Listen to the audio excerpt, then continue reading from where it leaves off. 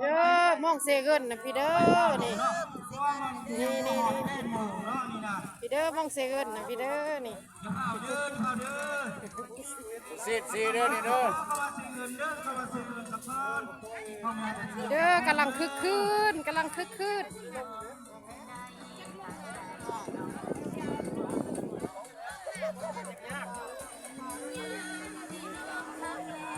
เข้ามาเสียเงินคนเด้อเข้ามาเสียเงินคนเด้อ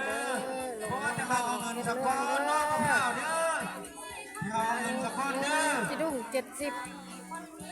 แห่ก็70แห่400,000เด้อ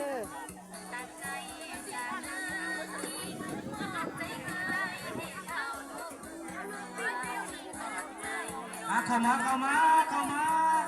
มาเสียเงินคนเด้อเข้ามาเสียเงินคนเด้อ